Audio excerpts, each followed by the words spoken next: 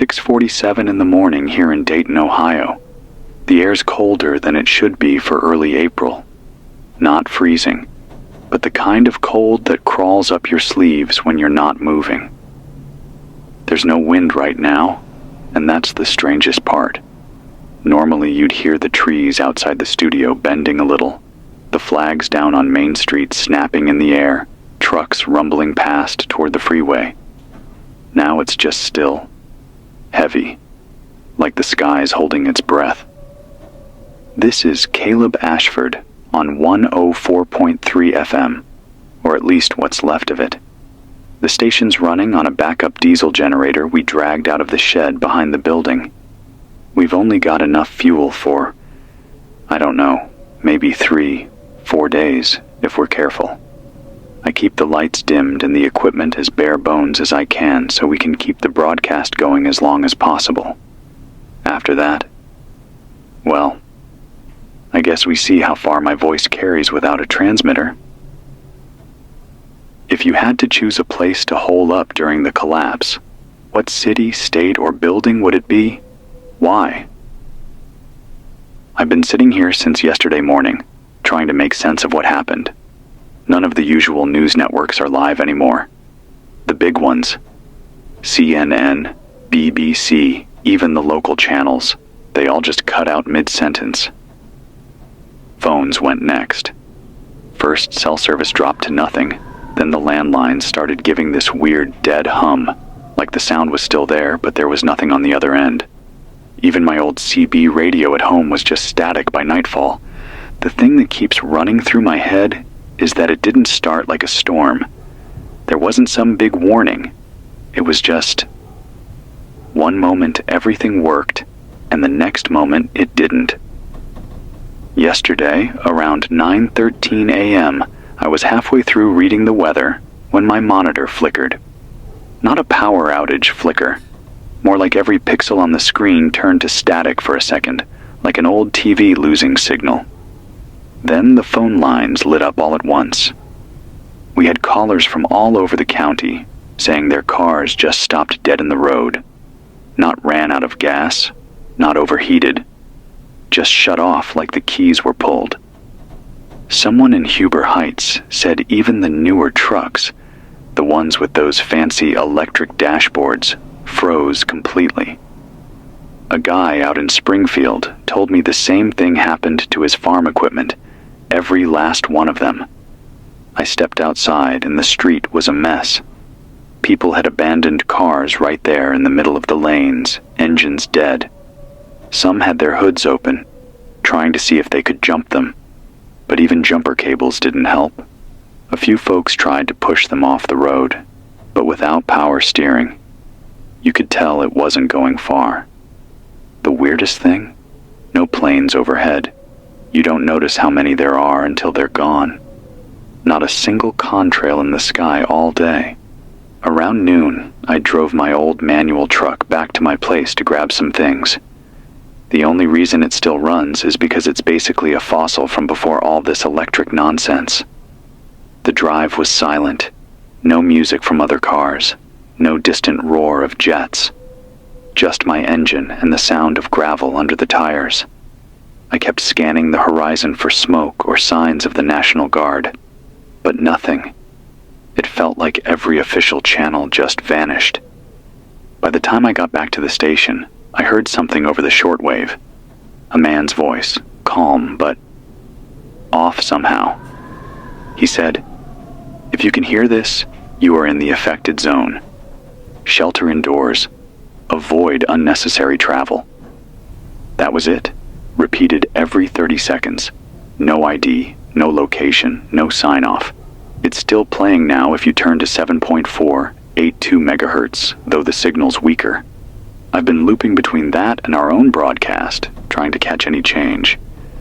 I've got a friend, Mark, who used to work in Air Force logistics before retiring out here.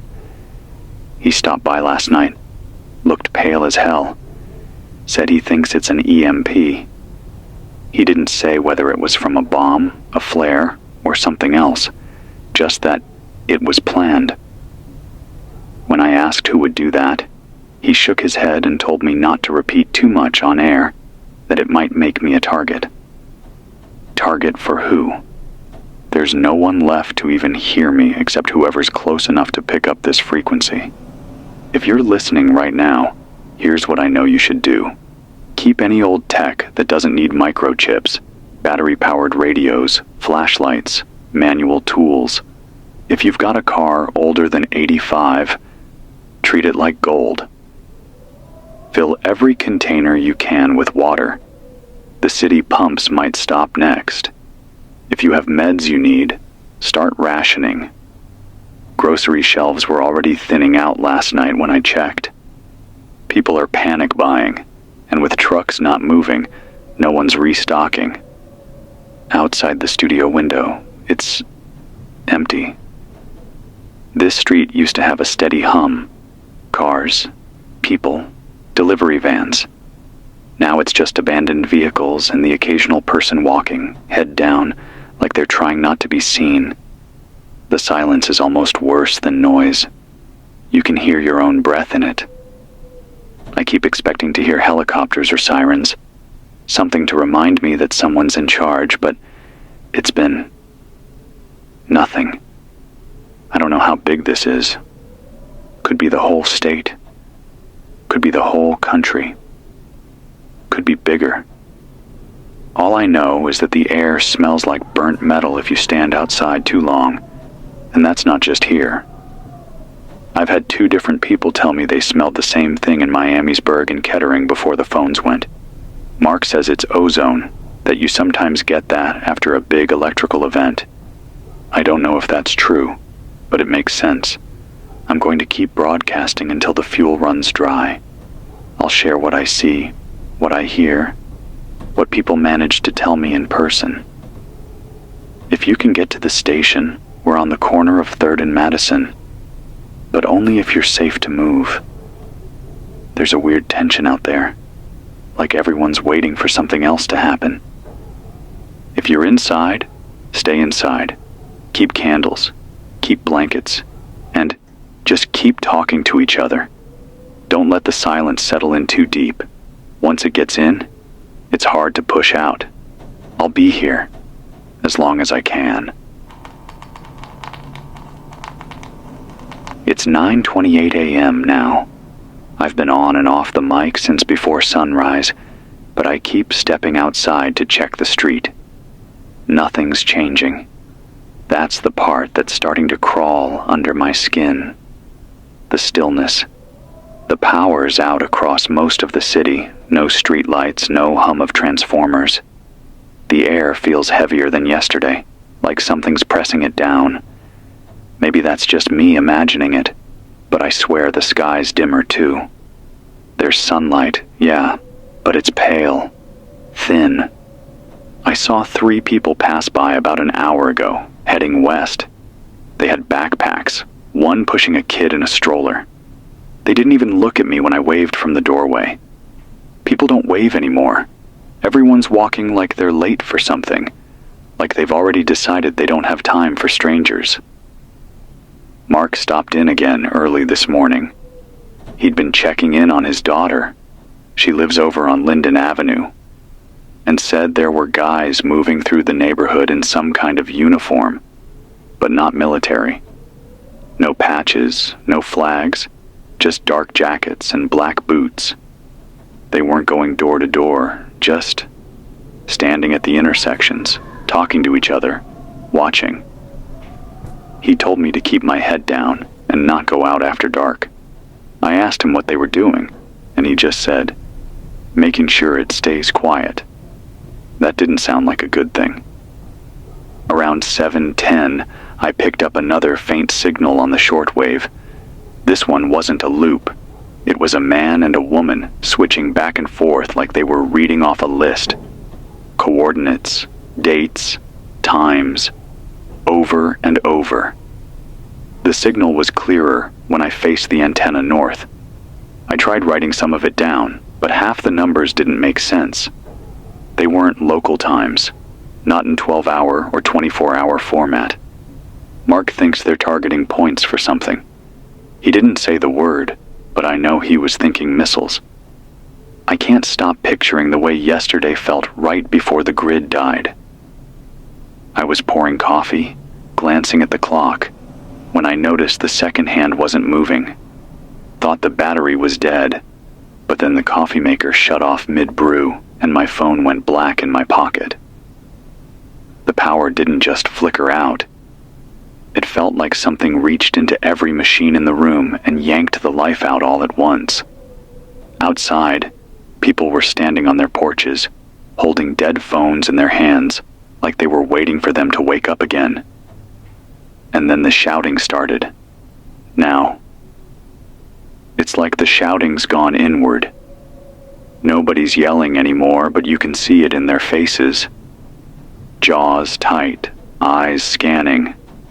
The kind of quiet where everyone's still thinking about yesterday and wondering how much worse it's going to get. If you can hear me, you need to start thinking longer term. If you've got a freezer, you're on borrowed time. Eat the meat first before it spoils. Fill every jar, every bottle with water. Even if your tap's still running, it won't be for long.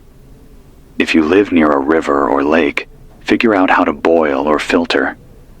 I keep a few old camping filters here at the station. If you've got something similar, guard it.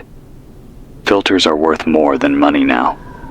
Speaking of money, I heard from someone who walked here from the east side that the grocery on 5th Street isn't even taking cash anymore. The guy behind the counter was trading cans for batteries, lighters, and anything metal. One woman tried to pay with gold jewelry, and he wouldn't take it. Said you can't eat gold. I guess we're all going to figure out fast what actually matters. There's a kind of ache in the city right now. Not physical, though there's plenty of that too. More like a weight in the air, pressing down on everyone's shoulders. I caught myself thinking last night, and I hate that my mind even went there, about what it would feel like if this is it. If this is the start of the long, slow slide down. No cavalry, no sirens, no press conferences, just us, shrinking into smaller and smaller circles until there's nowhere left to go.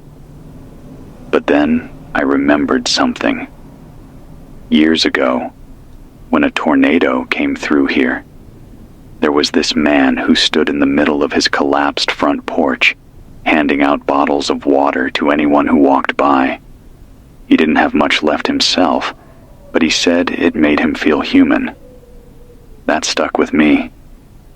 We need to remember that part, the human part, before it slips away. If you're listening right now, take stock.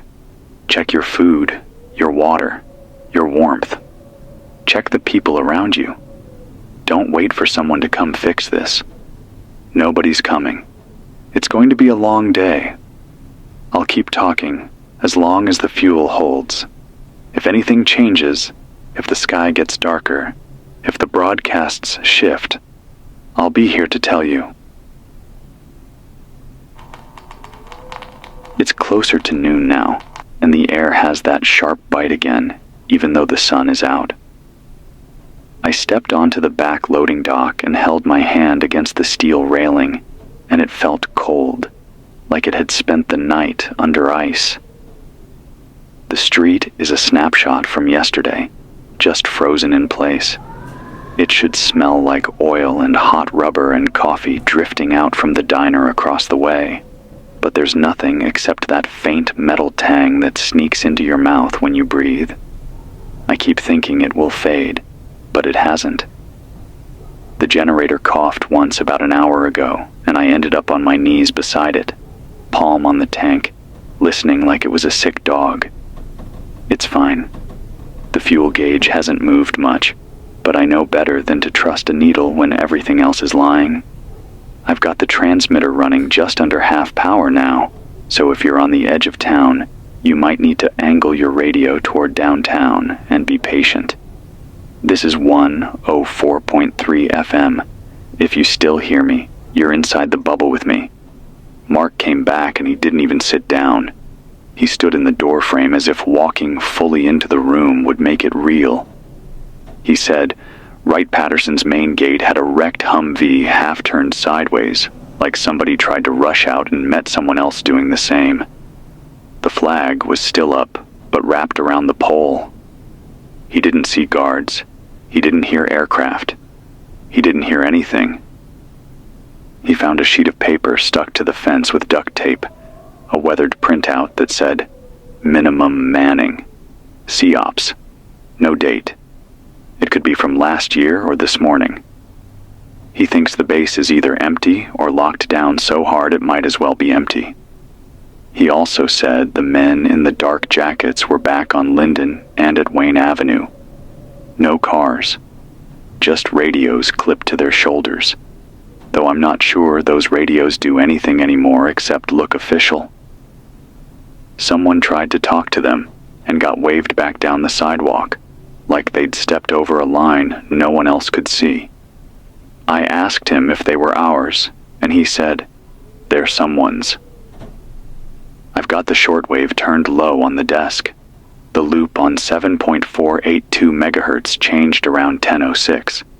It still tells you to shelter indoors, but now it adds, "Limit open flame," which I guess is a polite way to say, "We're worried about gas leaks," or, "We don't want you to light up your house while the city sleeps." There's a faint warble under the voice, like another station trying to push through from far away. When I tweak the tuner to 7.486 and point the wire north-northwest, I get the numbers again.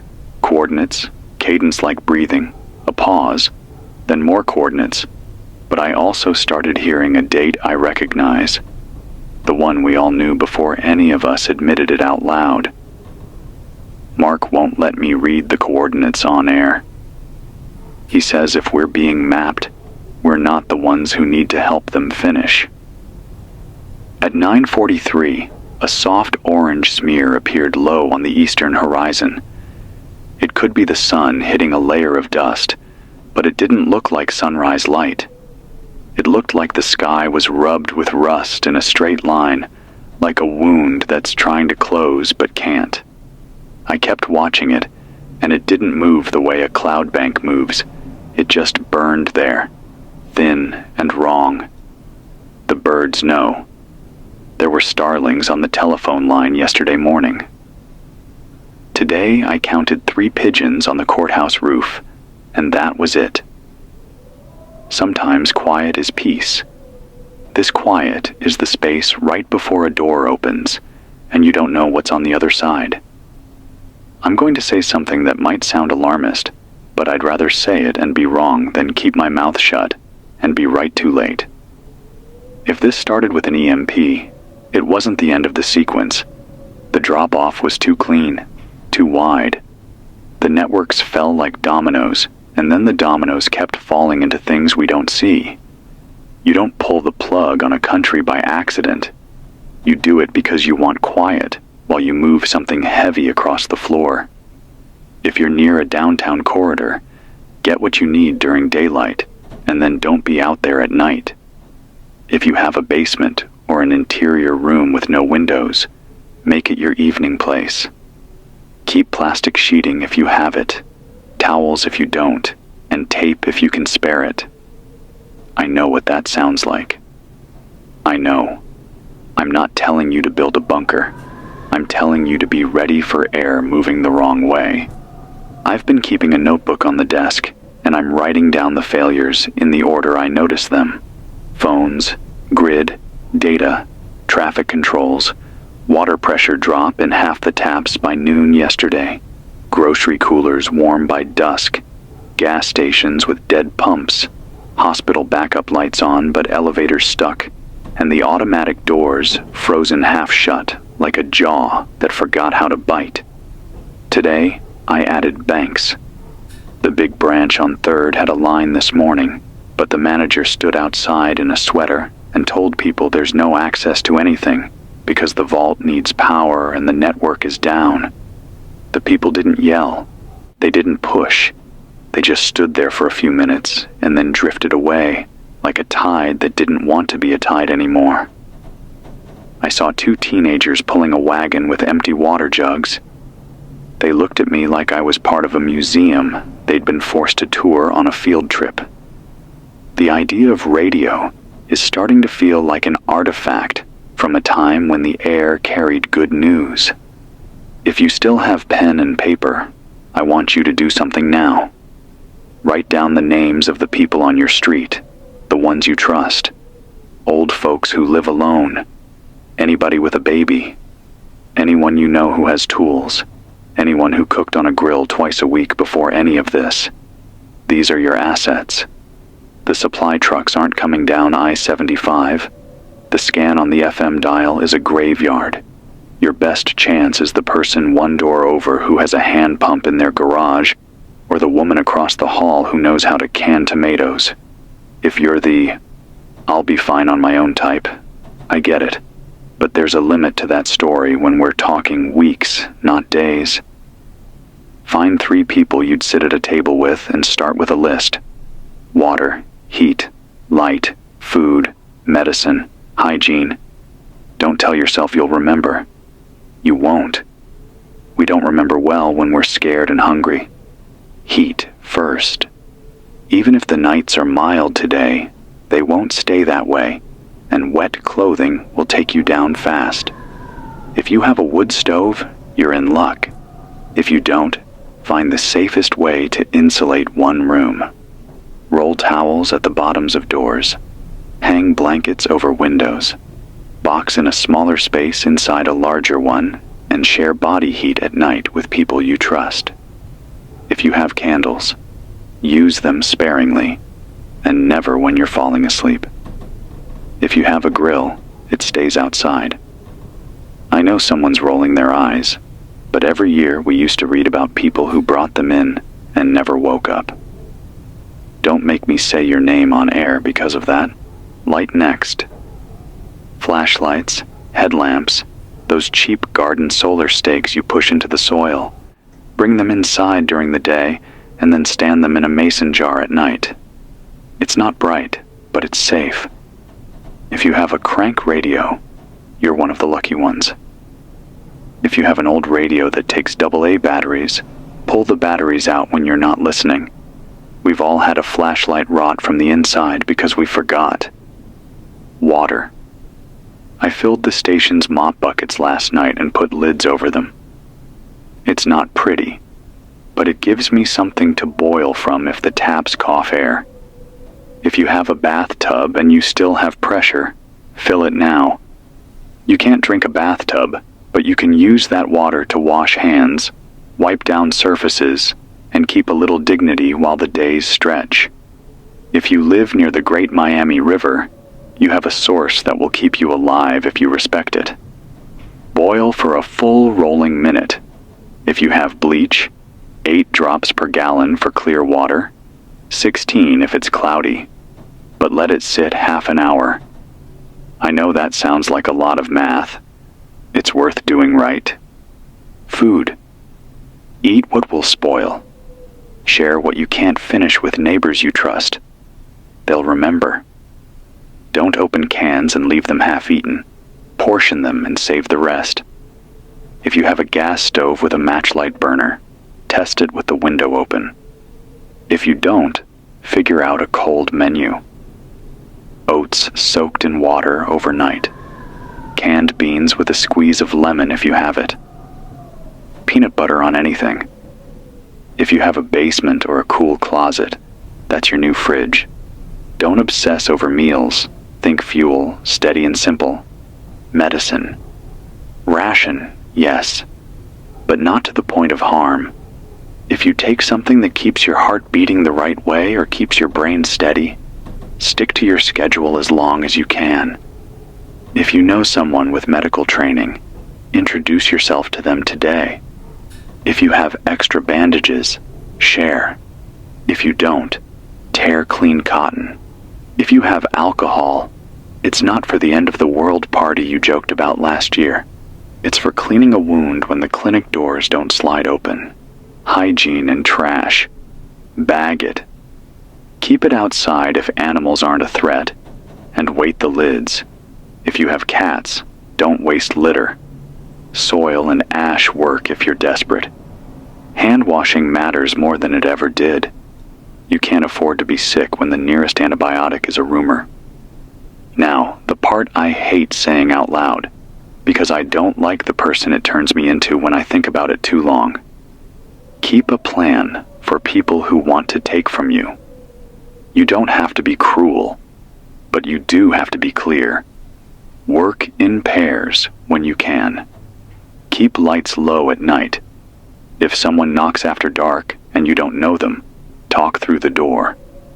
If you make trade, make it in daylight with others watching, and keep something in reserve so you're not walking back home empty and obvious. When this is over, and I'm holding space in my head for over to exist, we all have to live with the choices we make in the dark. Make ones you can carry. I keep thinking about my dad, who worked a line job out by the airport and fixed radios on the side because he liked the way voices sounded when he brought them back from the dead. He used to say, "The air is honest. It'll carry anything if you give it a good reason." He taught me how to build a Faraday cage out of a metal trash can and some cardboard back when that was the kind of project you did for fun, the kind of thing you called paranoid with a grin. If you happen to have something like that, the can, the lid, the cardboard, wrap a radio or a small inverter if it still works, and keep it nested away from the walls. It might not matter. It might matter more than anything. I put a handheld in mine last night, and closing that lid felt like tucking a baby into a crib in a loud house. I'm noticing the FM noise floor rising a little. If you get hiss where you didn't earlier, that's me bleeding power to keep the room lights off. It's not your set. Tilt the antenna, breathe a second, and let your ear learn the new shape of the sound. If I have to cut output more, I'll say so. But if the generator hiccups and I go dark for a minute, don't panic. I'll be back as long as there's a way. If you're at the edge of town, write down this frequency, 104.3 FM. I keep repeating it because memory is already slipping. If you can, check 7.482 megahertz on shortwave at the top of each hour. If the loop changes again, I'll describe it. If the numbers stop, I'll say that too. If you have an AM set and you notice a strong station that didn't used to be strong, it could be a redirect from somewhere far away. Don't trust a voice just because it's in the air. A calm voice can lie. A panicked voice can tell the truth. Listen for details. Listen for the kind of mistakes that only happen when someone is actually where they say they are. I want to tell you something good, so here it is. I saw a woman on the courthouse steps handing out tea from a battered kettle. Real tea, steaming in the cold light.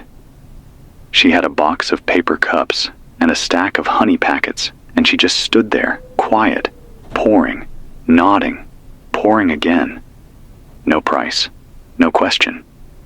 People took a cup, stood, breathed the steam, and some of them let their shoulders drop for the first time in a day.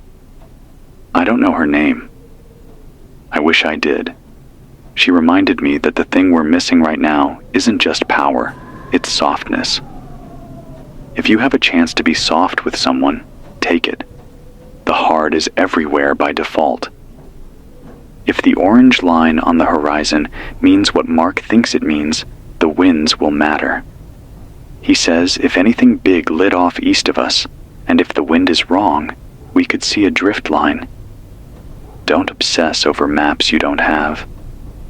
Just be ready to be inside for a day if the air looks dirty, if the dust on your windowsill is new and gritty, if the sunset looks like a bruise that won't heal.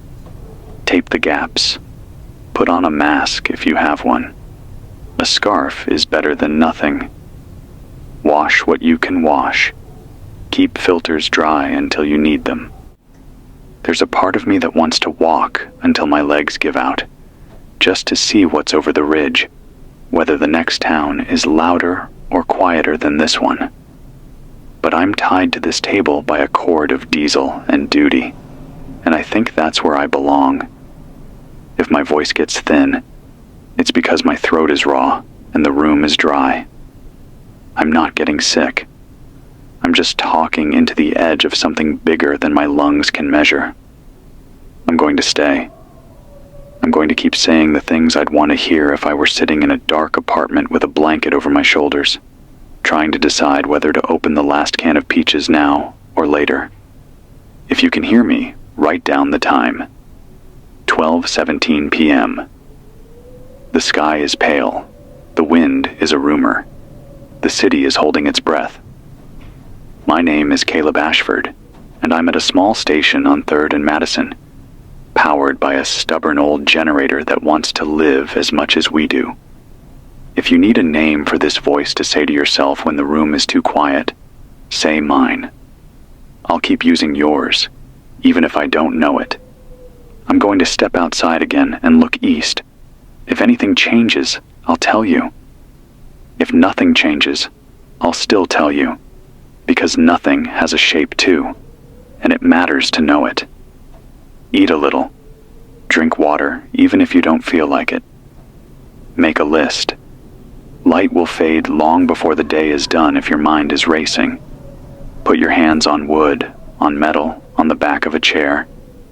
Remind yourself there's weight and shape to things. We're here, we're not gone. The air still carries us. Keep your radio close. Keep your head down after dark.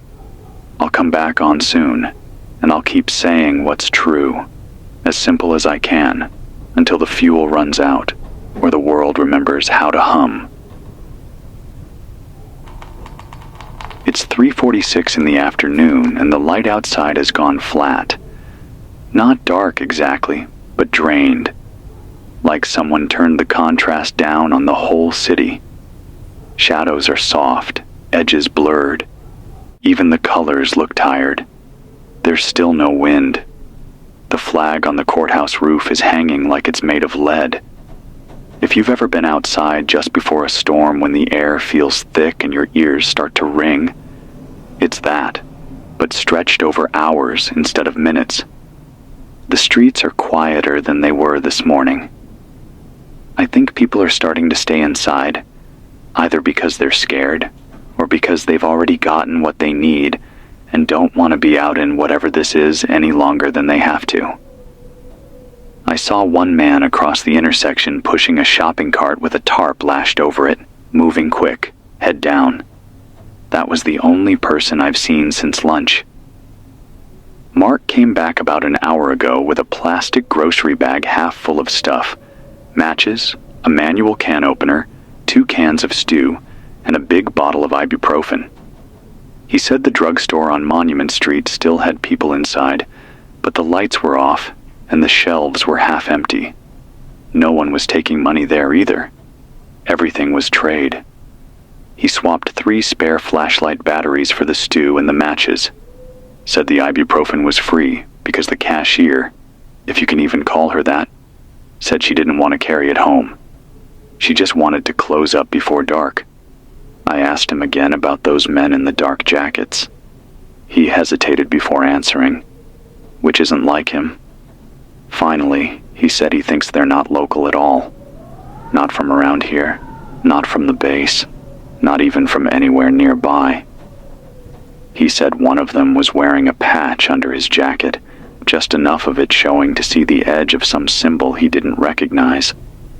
Not a flag, not a badge from any branch we know. And the way they stand. Mark said it's like they're waiting for orders. They already know are coming. The shortwave loop hasn't changed, but it's quieter now, like the signal's losing power. It still says to stay inside, avoid unnecessary travel, limit open flames, but there's this faint hiss behind the words now. I tried tuning away and back again, thinking maybe it was just interference. But no. It's baked into the broadcast now. Mark thinks the source might be further away than it was this morning, which would mean they're moving. He didn't say where. Hospitals are failing. That's the newest thing on my list. A woman stopped by here. She wouldn't give her name, and said she works at Miami Valley Hospital. The backup generators are sputtering. They've been running since the main grid failed, and she thinks they're almost out of fuel. She said the elevators have been stuck since yesterday morning, and they've had to move patients by stretcher and stairwell. Ventilators are a problem. They've got some manual backups, but it's exhausting work keeping them going by hand. She said they've already lost people, not because of whatever started this, but because the machines keeping them alive just stopped. If you're listening and you've got someone at a hospital right now, try to get them somewhere safer if you can. I don't mean to panic anyone, but don't count on the light staying on there for much longer. I've been thinking about that orange smear on the horizon. It's faded now, or maybe it's just blending into the haze that's rolling in from the east. The air feels heavier every hour, like whatever's out there is slowly leaning toward us. If you're east of Dayton, Riverside, Beaver Creek, Yellow Springs, keep your windows shut tonight. Even if the air feels still, there's something in it I don't trust. I've got a few survival notes for anyone who hasn't done this kind of thing before. First, when it gets dark, your eyes will need time to adjust if you're used to electric lights. Keep a candle or dim flashlight low and shielded so you don't blow your night vision. Second, if you're heating a room with bodies, keep the heat source away from walls and flammable things, and never leave it alone. Third, and I learned this the hard way years ago during an ice storm, keep a bucket of water in the warmest part of the room so it doesn't freeze overnight. You'll be grateful in the morning when you can actually wash your face without breaking ice. I don't know what tomorrow looks like. The food in my little stash here at the station is enough for maybe a week if I stretch it. Water, maybe less, unless I start pulling from the river and boiling it on the propane stove I found in the supply closet. I'm trying not to think too far ahead, because when I do, my brain just paints empty shelves and colder nights. But I'll say this, and I need you to hear it. There's still time to get ready for whatever's next. We haven't hit the point of no return yet. People are still moving around. There's still trade happening. You can still fill a bucket from your tap, still take something off a shelf, still talk to the person across the hall and agree on how you'll watch each other's backs. Do it now, because the window's closing. I'll be here as long as I can. This voice isn't going anywhere. Not while the generator's still running and my hands still work.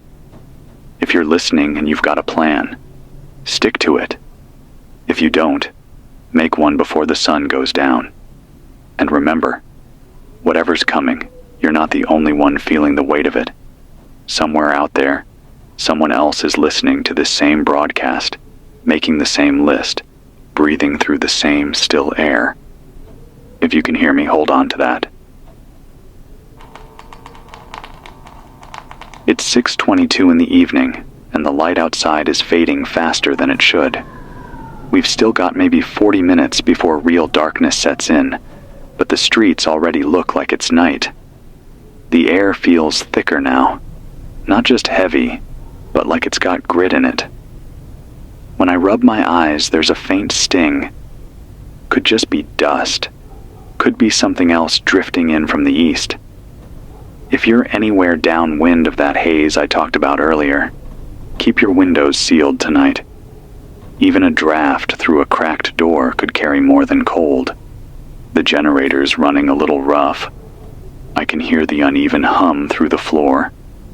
I'm rationing the fuel harder now, cutting the transmitter power for a few minutes every hour to give it a break. That means if my signal drops briefly, don't panic. It's not gone. I'm just stretching the time we have left. The streets are different this evening. Not busier, but more controlled. I stepped out onto the dock to check the sky and saw 3 men walking side by side down Madison, same dark jackets Mark described before. No insignia showing this time, but one of them had a heavy pack slung over his shoulder and what looked like a rifle strapped tight against it. They weren't in any hurry, just moving with that kind of slow, deliberate pace people get when they know nobody's going to challenge them. Down on 3rd, there's a small crowd in front of the corner store. They're not letting people in anymore. Just one man at the door handing things out from inside. Small bundles wrapped in plastic. Looked like canned food, maybe bread.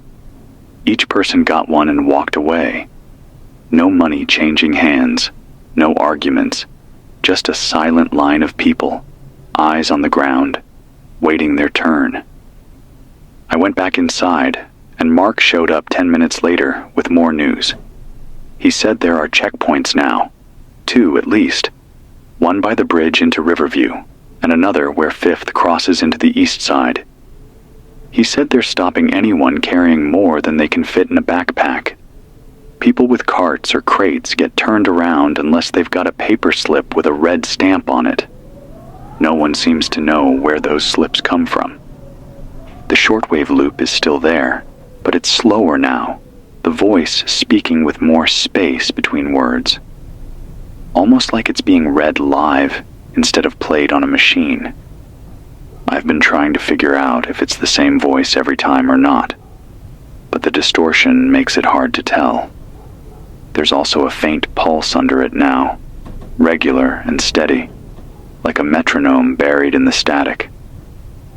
A couple hours ago, I saw something in the distance, way out beyond the courthouse, toward the old rail yard. Just a faint flash at first, like a camera going off, but brighter. Then another. No sound that I could hear, not from this far, but the flashes kept coming at uneven intervals. Could be welding. Could be something worse. Mark thinks they're cutting into the rail cars for whatever's inside. If that's true, and those cars were carrying fuel or chemicals, we might smell it before we see it. Hospitals aren't the only places struggling now. The fire station on 5th has its bay doors wide open, engines parked outside, crews just standing there talking in small groups. Mark says their radios are dead, their dispatch system gone, and the trucks aren't much use with half the hydrants running dry. I don't know how you fight fires in a city without water pressure. I guess you just don't. I'm starting to feel the edges of this in my own head. It's not panic, not yet, but it's a kind of steady, quiet dread that makes the air feel colder. I keep glancing at the clock even though it doesn't matter anymore. I keep listening for the hum of cars, the rumble of a truck passing on the street, the sound of a plane overhead. But the silence is winning. Every day it pushes those sounds further away, until I start wondering if I ever really heard them at all. For anyone listening right now, here's what you need to think about before the sun's gone. Keep your light low and covered. Use a flashlight against your chest under a coat if you have to walk outside. Light draws attention. If you're cooking, keep the smell down. Strong food scents will travel farther in still air. Cook small amounts, seal what's left, and eat in private. Have something ready for the cold. Even if the night isn't freezing yet, the damp air will strip heat faster than you think. If you can, set up a simple watch system with someone nearby. 2 hours on, 2 hours off. You're not looking for trouble. You're just making sure it doesn't get to you before you know it's there. I'll stay on the air into the night, but I might cut the transmitter for longer breaks between updates. That's not me leaving. That's me making sure I'm still here when the real cold hits. If you're hearing my voice right now, you're not alone in this. Somewhere, just beyond where your signal starts to crackle, someone else is listening too. And they're holding on the same way you are. We've got a few more minutes of light. Make them count. It's 9:41 p.m., and the dark outside is the kind you can't measure. No moonlight, no street lights, no glow from windows. The city feels hollow in it, like everything's been scooped out, and only the shell is left. I stepped outside a few minutes ago and couldn't see the far curb. My own breath felt loud in the stillness. The only light in sight was a thin, distant flicker from the courthouse roof. Not a steady beam, just the occasional blink of something, like someone signaling in code no one knows anymore. The air's colder now. Not freezing, but sharp enough that it bites through the sleeves when you stand still. And it's damp. Not rain damp, but a creeping wetness that clings to your skin and makes you feel heavier. I keep wiping my hands on my jeans like it'll help, but it doesn't. About 20 minutes ago, I heard an engine. Not a car, not the low growl of a truck. Something heavier, slower, and deeper. I killed the lights in here and stood in the doorway, trying to catch a glimpse. It came from down Madison, moving so slowly I could feel the vibration in the floor before I saw it. When it finally passed under the dim slice of light from the window, I saw metal. Thick plates bolted along the sides, a turret shape on top that didn't belong to anything I've ever seen in Dayton. It wasn't military green. It was matte black, with no markings. Inside the cab, a faint glow lit two figures. Neither looked out the window. Behind it, two more vehicles followed. Not armored, but still heavy. Box trucks, the kind you'd use for freight. Their headlights were dimmed to narrow beams, and the glass was painted over except for small viewing slits. No sound except the engines. No voices.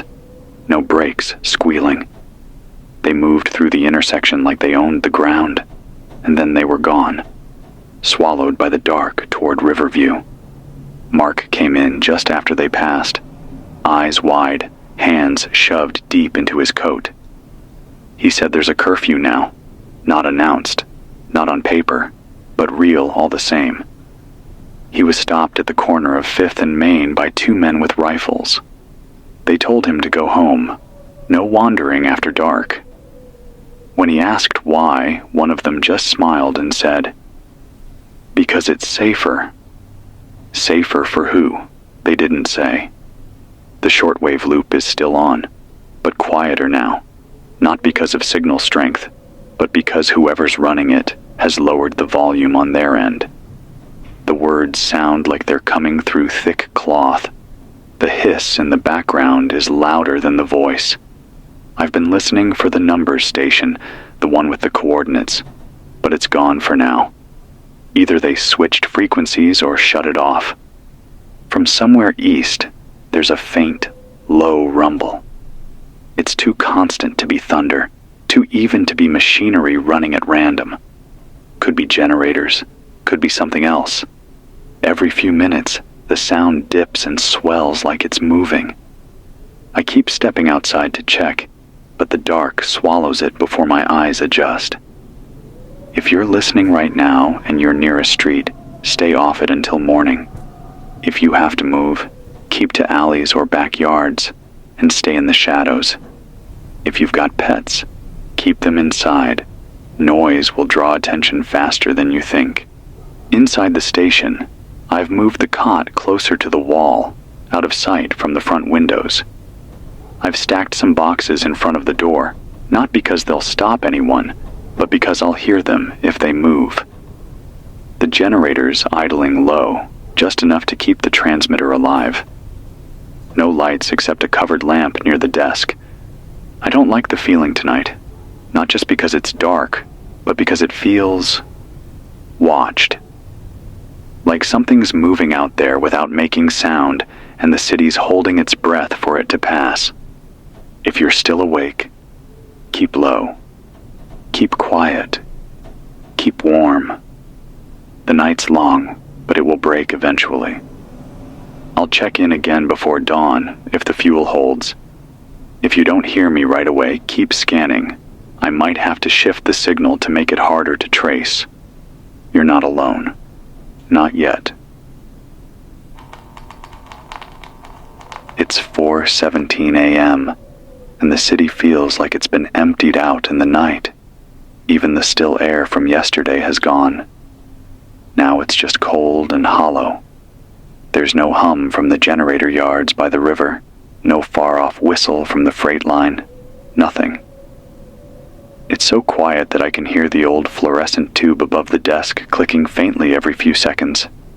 I keep it off, but it still makes that sound, like it's remembering what it used to be. I haven't slept. I tried lying down on the cot in the back room, but I kept waking up thinking I'd heard footsteps outside. The floor out back is concrete, so every little noise carries. Expansion pops from the cold, metal creaks from the door frame. I got up 3 times to check and saw nothing. That's almost worse than seeing something. Around 2:30, the shortwave loop cut out for the first time since all this started. Just went dead mid-sentence. For maybe 5 minutes, there was nothing but static. Then a different voice came on. Low, hoarse, and not reading the same script. I couldn't make out the whole message, but I caught West Perimeter compromised and hold position until signal. Then it cut, and the loop came back like nothing happened. I wrote it down in case I'm too tired later to remember. The air outside smells different now. Yesterday, it was that metallic ozone bite. But tonight, or this morning, I guess, there's a faint, burned smell. Not wood smoke, not fuel. More like heated plastic or insulation. It's strongest when the wind, what little there is, comes from the northeast. I stepped out onto the dock to see if I could spot anything, but there's still nothing but that heavy dark. The haze from yesterday has settled lower. You can feel it in your throat if you breathe deep. About an hour ago, a dim light moved through the fog at street level. Not a flashlight beam, more like a lantern glow, warm but faint.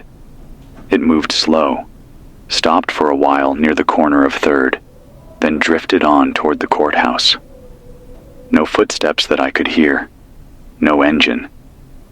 Just that light, fading into the thick air until it was gone. Mark hasn't been by since last night. That's not like him. I don't know if he's laying low because of the curfew or if something kept him where he was. I thought about going to check, but the idea of walking through that dark with the haze pressing in made me stay put. Maybe that's cowardice, or maybe it's just the right call. If you're listening right now and you're awake, you're probably feeling the same knot in your chest I am. Nights are always longer when you're waiting for them to end. But there's something about these hours before dawn. It's not just the dark. It's like the city itself is holding back, deciding whether or not to let the morning happen. A few things to think about before the sun comes up. If your windows face east, check the horizon when the light starts to show. If it's the wrong color, deep orange, rust red, anything heavy and unnatural, keep the glass closed. Even a cracked window will let the air in. If you've got battery power, use these hours to make a quick inventory without rushing. Count your food by meals, not days. Count your water by cups. It's easier to plan when you think small. If you're short on heat, now's the time to layer up before the real cold hits just before sunrise. Put your warmest clothes at the bottom layer so you can strip down during the day without chilling yourself. I'll be here when the light starts to rise. If the signal drops, give it a minute and I'll be back. I'm not going anywhere. We just have to get through the next couple of hours. Then we see what the day brings. It's 6:12 a.m., and there's finally light on the street again, though it's not the kind of light I was hoping for. The sun's up somewhere behind the haze, but it's weak, a dull gray wash that makes everything look flat and dead. No real shadows, no warmth. The air still has that burned smell from a few hours ago, and now it's mixed with something sharper, almost chemical.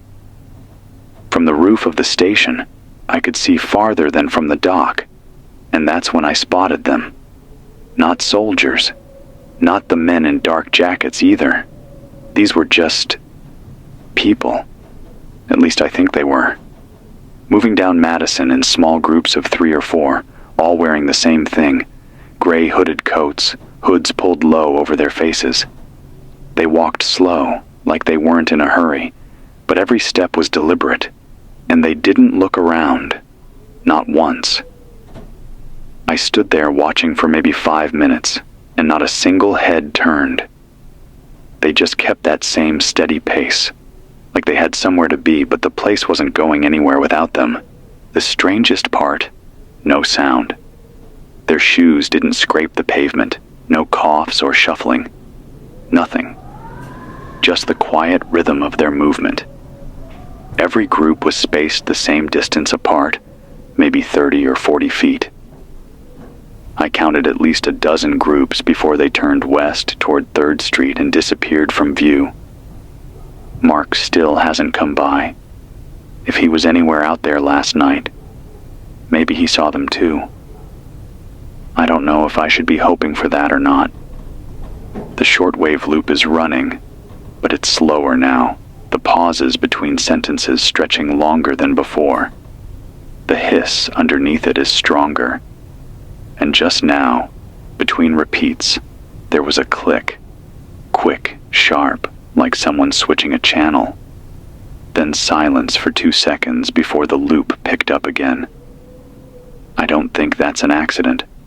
From here, the courthouse looks different. The windows on the east side are blacked out from the inside, and the flag is gone. Just the bare pole swaying in the light wind that's finally picked up. There's a figure on the roof, standing still next to the blinking light I saw last night. Too far away to see details, but they haven't moved since I've been watching. I've been trying to think of something useful to give you this morning. Some bit of advice that's more than stay inside or watch the sky. But here's the truth. If you saw what I just saw, you'd know why I don't have anything better to say right now. Those groups, they weren't looking for food. They weren't looking for shelter. They were moving like they'd already found whatever it was they wanted. If you're listening and you see them, don't call out. Don't try to follow. Just stay out of sight until they pass. I don't know if they're dangerous, but I can tell you they don't move like people who care about anything in their way. I'll keep the signal alive as long as I can today. I'm going to try and get word from the west side, see if anyone over there's seen the same thing. If I hear anything, I'll pass it on right away. Until then, keep your head down, keep your windows covered, and if you hear footsteps outside that keep the same pace no matter what, don't open the door.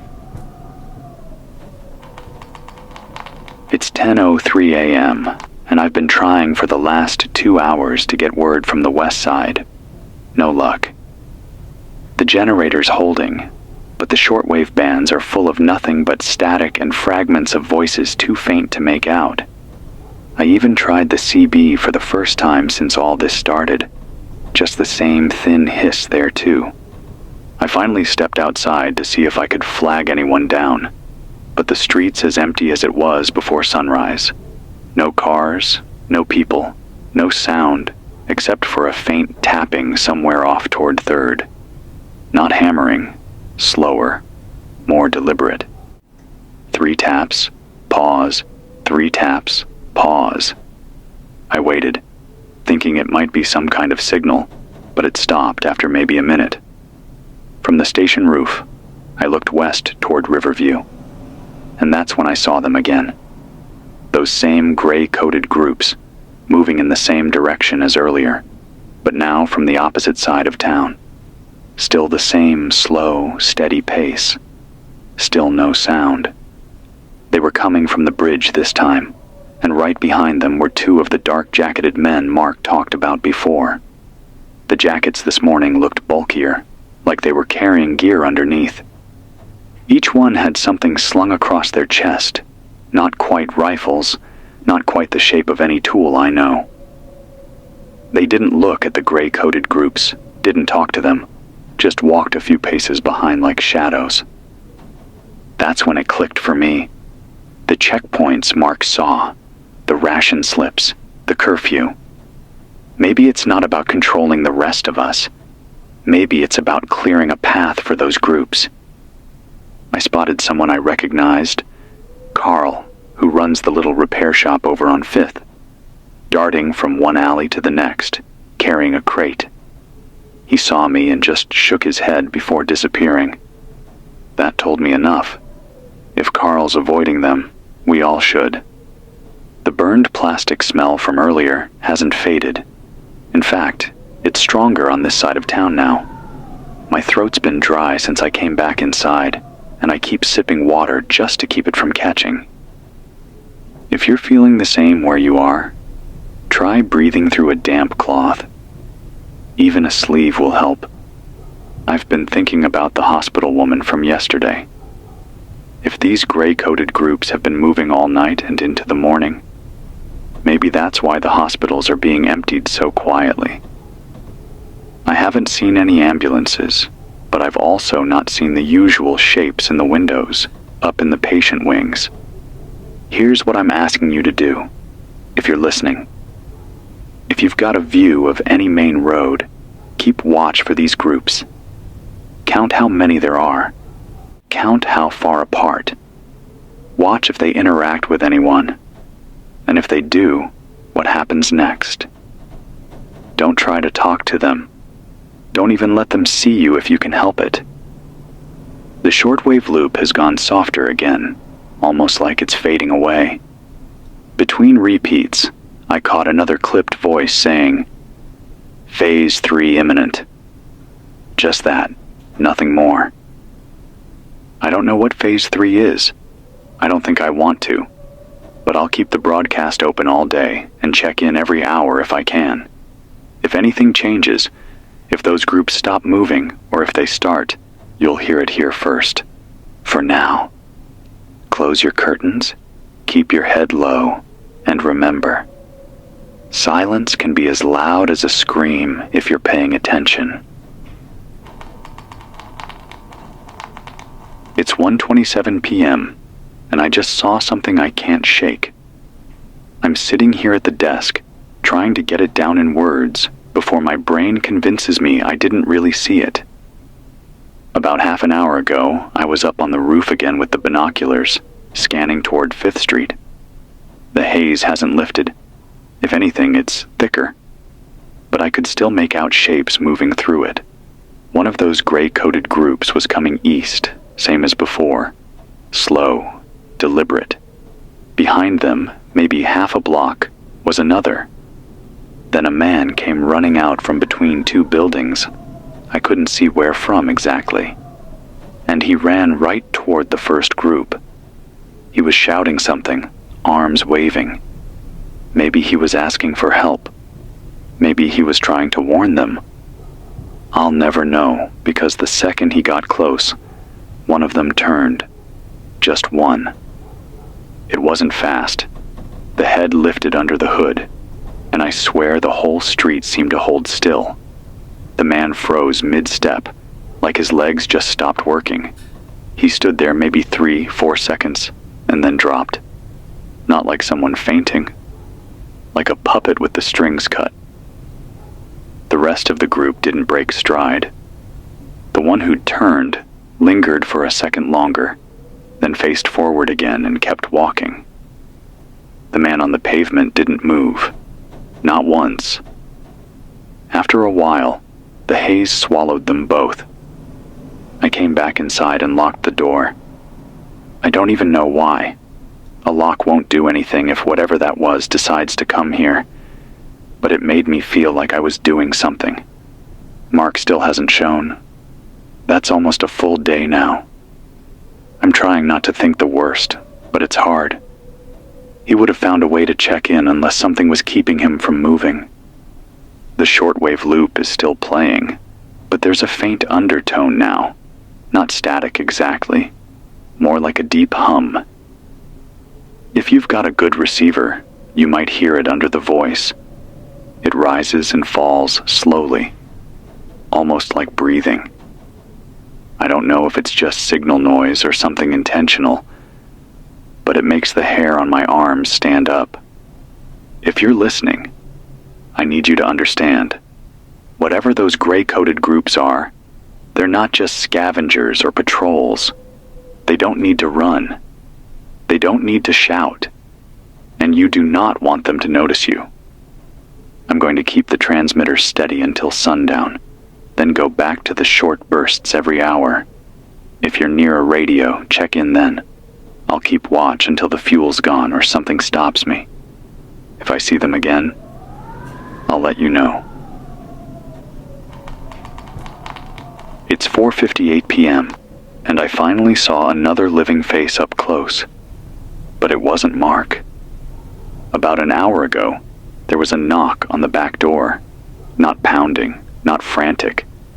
3 soft taps, then a pause, then 3 more. I almost didn't answer. My gut said not to. But I looked through the crack and saw a woman I didn't recognize. Maybe late 30s, wearing a heavy coat and carrying a canvas bag slung over one shoulder. She kept glancing over her shoulder while I unlatched the door. She came in quick, didn't wait for an invitation. Said her name was Dana, used to live over near Riverview.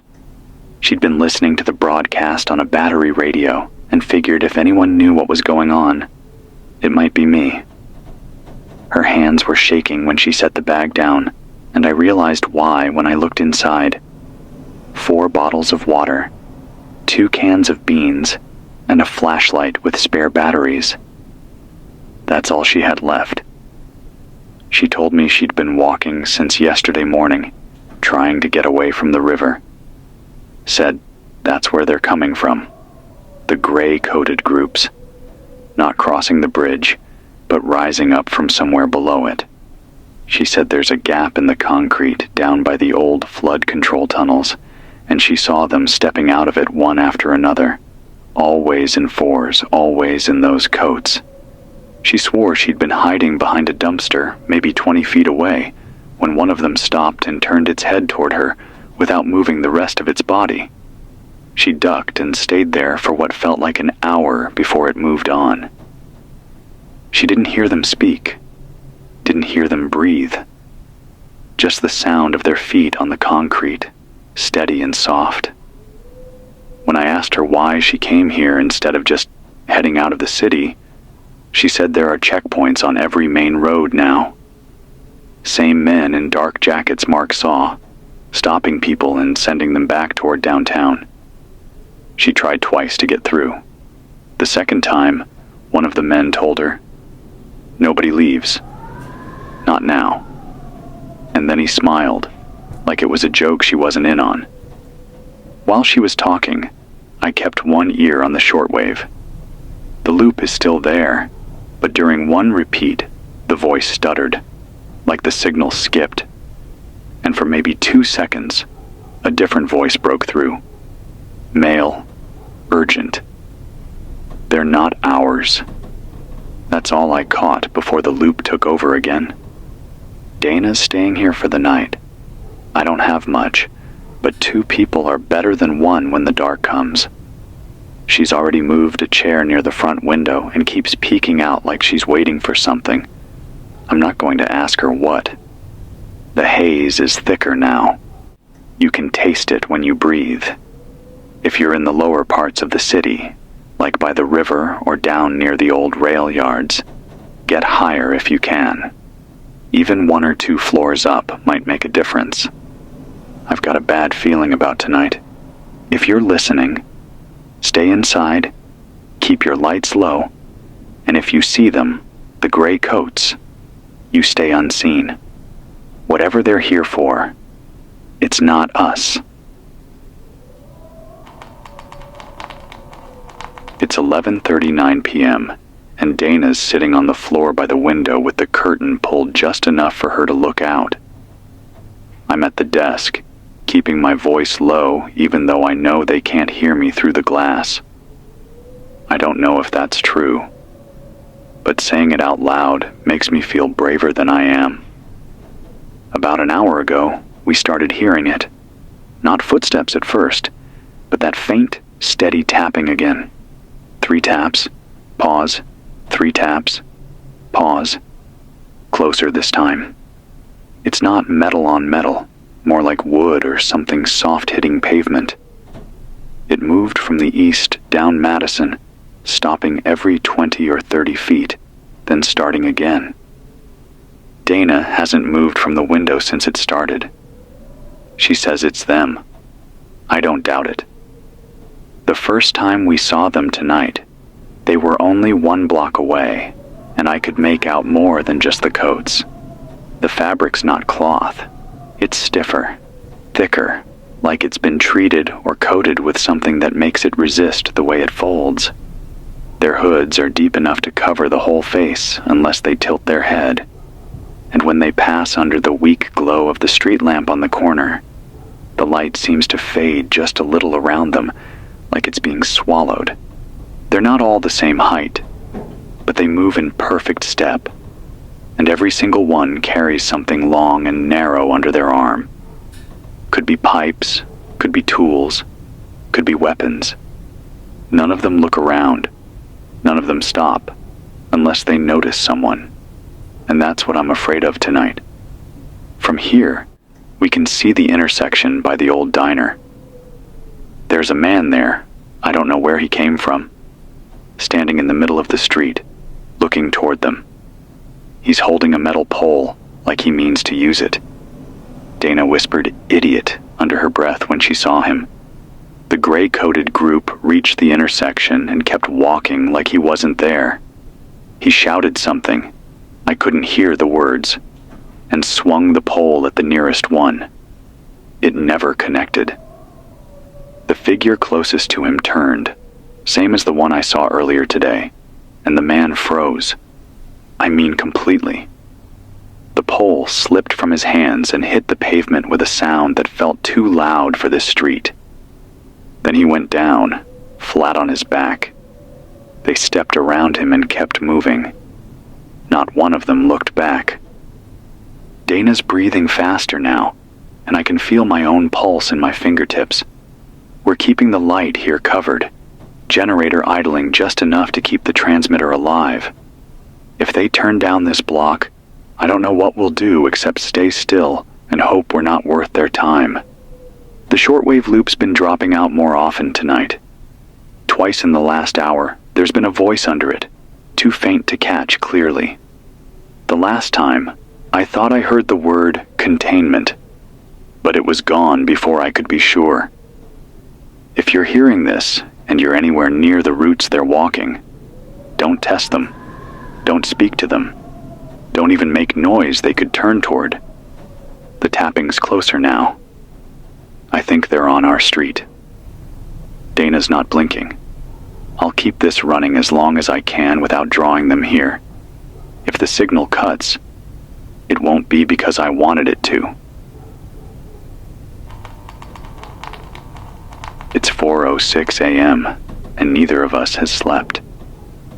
The street outside has been alive all night, not with noise, but with that steady, slow movement that makes the air feel heavier every time it happens.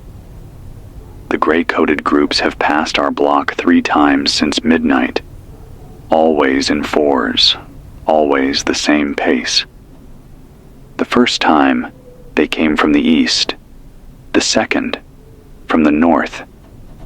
This last time, they came from the direction of the river. And they weren't alone. Dana saw it first. She was crouched at the window, barely moving, when she hissed my name and tilted her head toward the intersection. Behind the group, maybe 40 feet back, was something else. At first, I thought it was another one of them, straggling, but it didn't move like they do. It was taller, shoulders hunched forward, like it was carrying weight on its back. But the way it walked, it didn't keep the same rhythm. Every few steps it would pause, lean its head slightly, almost like it was sniffing the air, then continue.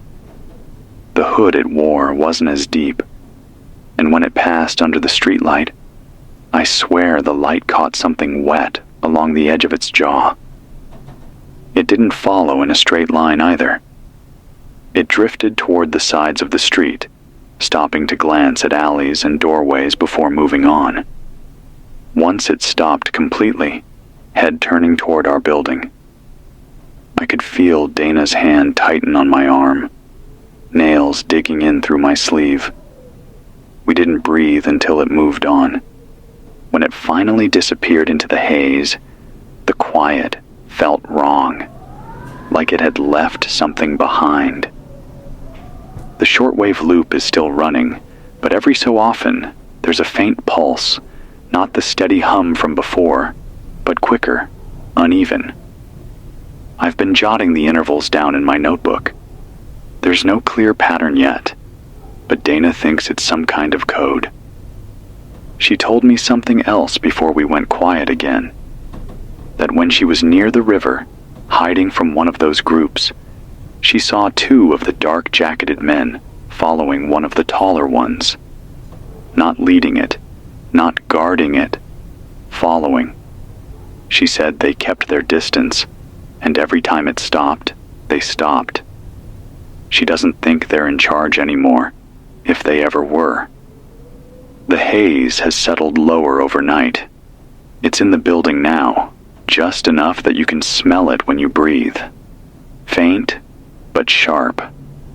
I've tied a strip of cloth over my mouth, and Dana's using the sleeve of her coat. If you're somewhere low, get up a floor if you can. We've still got maybe 2 hours before the first light, and I'm not sure the daylight changes much anymore. But for some reason, the hours just before dawn feel worse. Like this is when whatever's out there is most comfortable. If you're hearing this right now, stay quiet until morning. Keep anything reflective out of sight. And if you see one of those taller ones, don't wait to see if it notices you. Get away. We're staying inside. We're not moving until the sun's up. And even then, maybe not. It's 6:31 a.m., and the sky is pretending it's morning. There's light, but it's thin and sickly, a washed-out yellow that doesn't warm anything it touches. The haze hasn't burned off. It's thicker, closer, clinging low to the ground like fog, only heavier. When I opened the back door, it drifted in like it had been waiting for me to give it permission. Dana and I stepped outside anyway, just far enough to see down Madison.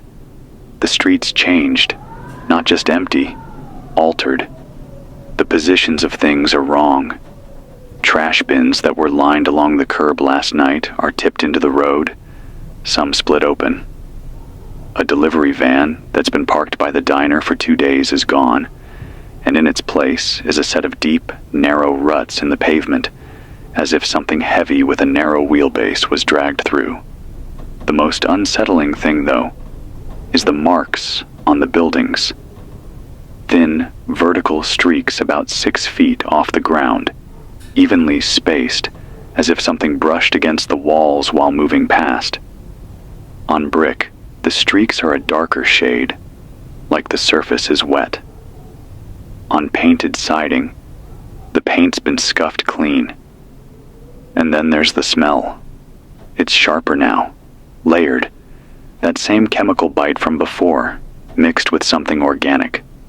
Like wet soil after rain, only bitter. Dana says it's stronger near the streaks. The street itself is silent, but the air isn't. There's a low, steady sound that seems to come from everywhere at once, like the hum of an engine you can't see. When I focus on it, I can feel it in my ribs. Dana doesn't like it. She keeps glancing up, as if the sound might be coming from above. We didn't stay out long. My throat was already burning from the haze, and the taste it leaves on the tongue is something you can't ignore. Not smoke, not dust, something else. If you're waking up to the same kind of morning, keep your mouth covered before you step outside. Back inside, the shortwave loop is still there, but the pauses are longer now. Between one repeat and the next, I caught a burst of static and what sounded like a single word. Ready. No context, no voice I recognized. Dana heard it too. She's convinced the groups from last night, and whatever that taller thing was, did this to the street. The way she puts it, they leave things different so you know they've been there. I'm not sure if that's a warning or just part of whatever they're here for. If you're listening and you're thinking of going out this morning, be quick about it.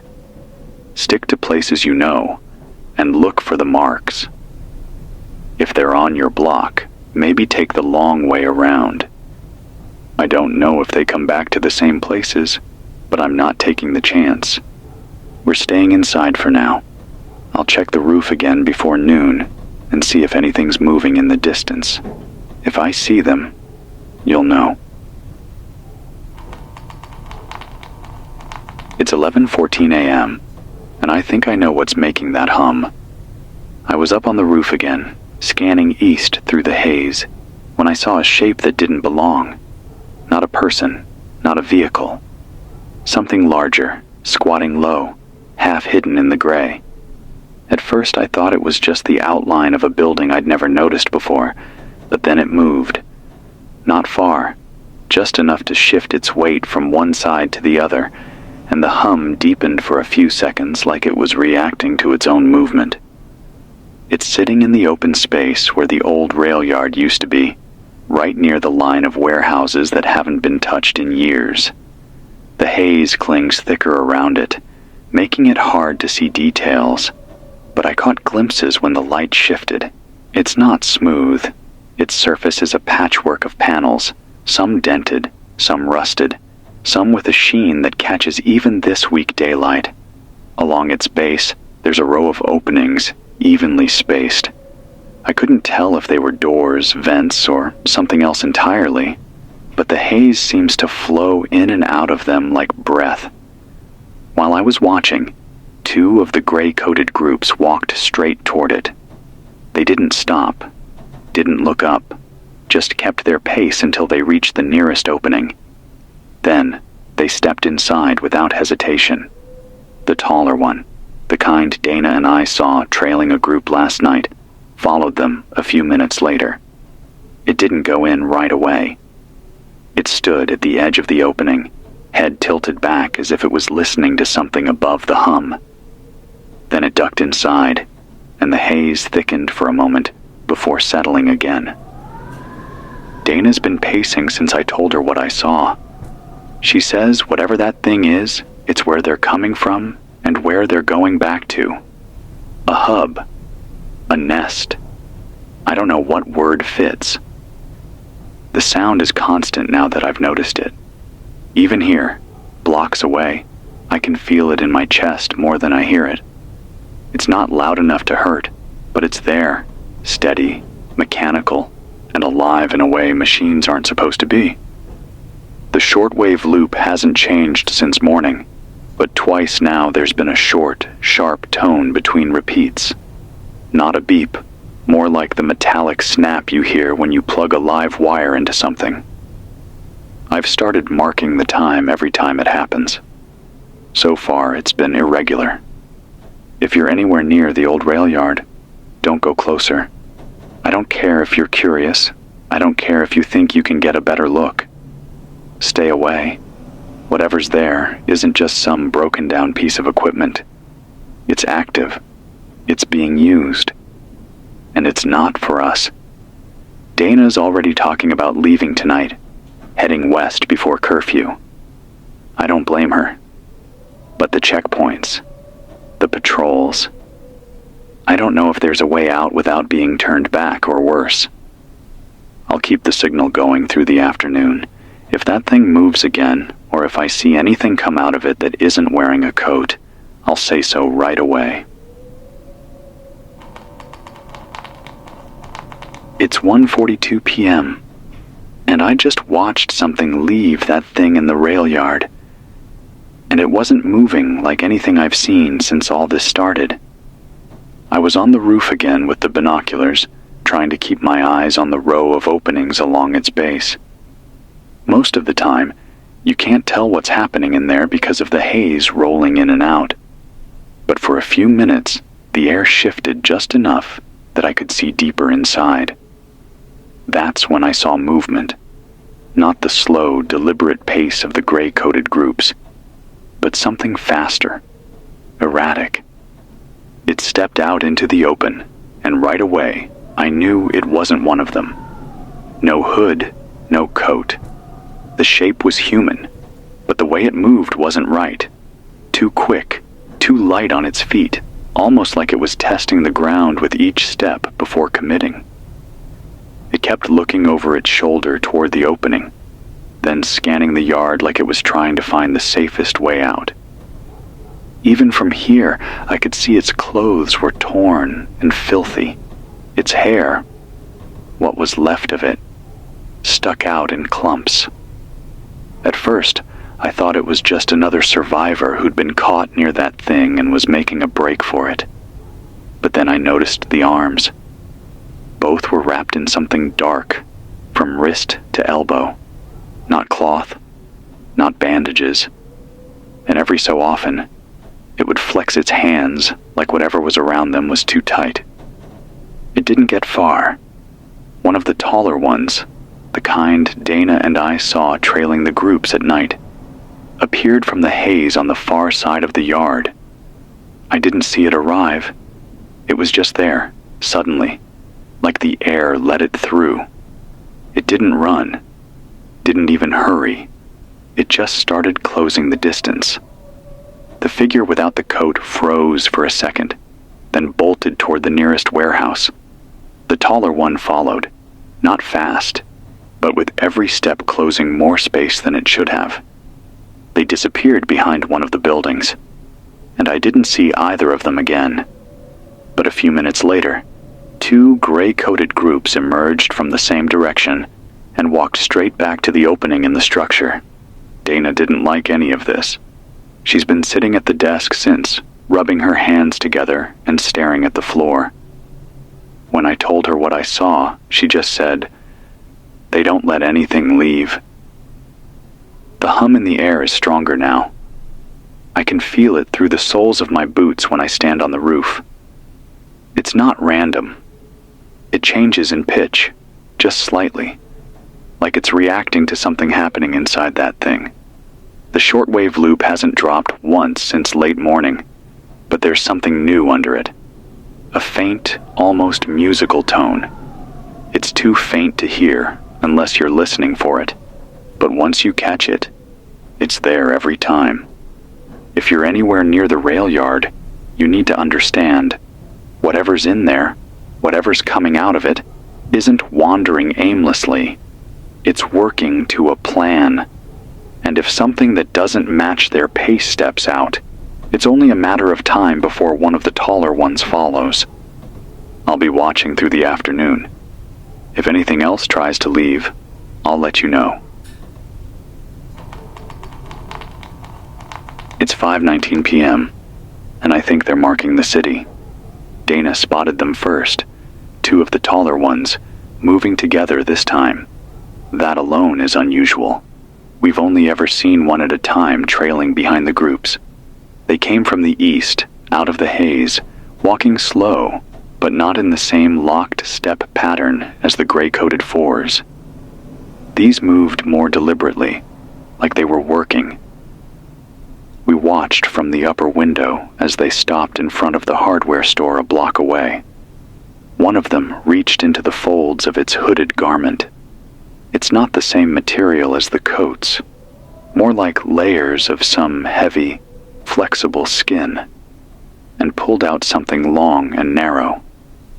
It looked like a metal rod at first, but when it touched the side of the building, the surface hissed.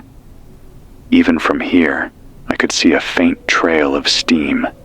It dragged the rod downward in a slow, straight line, about 6 feet from the ground, leaving behind one of those vertical streaks I've been talking about for days. But up close, it's worse.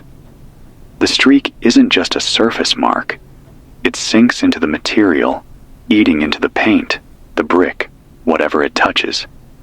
By the time the rod left the wall, the line looked like it had been burned there. The second one was watching the street while the first worked, turning its head slowly from side to side like it was scanning for movement. We stayed low, barely breathing. After marking the hardware store, they crossed to the diner and did the same thing to the corner nearest the entrance. The sound it made was faint, but I swear I could feel it in my teeth. A thin, high vibration under the hum that's been hanging in the air all day. When they were done, they didn't walk off together. One headed back east, disappearing into the haze. The other turned north, toward the courthouse. Dana thinks the marks are a signal for the gray-coded groups. Some kind of pathfinding. I think she might be right. Every building we've seen with those streaks ends up being along a route the groups take. The smell in the air is worse now, heavier, more chemical than this morning. My throat's raw just from talking. If you're near any building that's been marked, cover your face before you get close. The shortwave loop hasn't changed its words, but it's skipping every so often now. Half a sentence cutting out, then starting again like nothing happened. I caught a fragment between skips just a few minutes ago. Clear sectors before nightfall. If that's what's happening now, then these two might just be the start. We're staying inside tonight. If they're marking buildings this close, I don't want to find out what happens after dark when the marked streets fill up. If you see them, the taller ones, don't follow. Don't even watch too long. Just take note of where they've been and avoid it when night comes. It's 11:57 p.m., and now I know what the marks are for. We've been sitting here in the dark for hours. No lights except the faint glow from the transmitter. The hum outside has been steady all night, and the haze is so thick you can barely see the street lamp on the corner. But about 20 minutes ago, the first gray-coated group came out of it, walking down Madison like they always do. They didn't wander this time. They moved with purpose, heads low, straight toward the hardware store, where the first tall one left its mark earlier. When they reached it, they stopped. Every single one turned toward the line burned into the wall, and then they just stood there, motionless, for maybe 30 seconds. The air changed while they were still, heavier, almost warm, like the space between a heat vent and your face. Then they moved again, filing past the mark one by one. Each of them reached out and touched it. Not a quick brush. They held their hand there, fingers pressed flat, before moving on. They crossed to the diner and did the same thing to the mark there. The street around them stayed dead silent. The hum from the direction of the rail yard seemed to deepen when they touched each mark, like whatever's in there was listening. Dana kept whispering, "Don't move. Don't move." Her eyes were locked on them the whole time. I could hear her breathing through the scarf she'd tied over her mouth. After they were done, they didn't leave. They stood in the middle of the intersection for a full minute, facing different directions. Then, like they were following some silent cue, they all turned toward the courthouse and started walking. We didn't even have time to settle before another group came out of the haze from the east. Same coats, same slow pace. They went straight to the same marks, repeated the same touches, then headed the same way as the first group. It's been happening every few minutes since, group after group, all moving along the marked streets, all touching the lines before moving on. I don't know if it's some kind of signal, or if those marks are changing them somehow. But I know this: the streets they're using aren't random anymore. They're connected. They're building something, shaping their roots. The shortwave loop is still playing, but now there's a soft, almost inaudible chime at the very end of each repeat. Dana noticed it first. It's always in threes, evenly spaced. She says it's the same rhythm as the tapping we've heard at night. If you're near a mark right now, get away from it. Don't stay in a building that has one. Not after dark. I don't know what happens if you're still there when they arrive, but I don't think anyone's going to tell us after the fact. We're staying low, waiting for this to pass, if it passes. It's 4:28 a.m., and I think I finally understand what they're doing with these streets. Dana and I have been up all night, barely moving, watching from the upstairs window. The groups never stopped coming. Not once. Every few minutes, another set of 4 would emerge from the haze, follow the marks, touch them, and move on. The route's the same for all of them. From the east, down Madison, past the hardware store and the diner, then north toward the courthouse. But about an hour ago, something changed. Instead of disappearing into the haze north of the courthouse, the groups started turning west. At first it was just one set, then 2, then all of them. They're not spreading out anymore.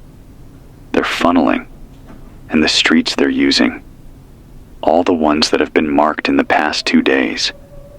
We couldn't see where the funnel ended at first because of the haze, but there's a faint glow out there now, low to the ground. It's not the cold orange smear I've seen on the horizon before.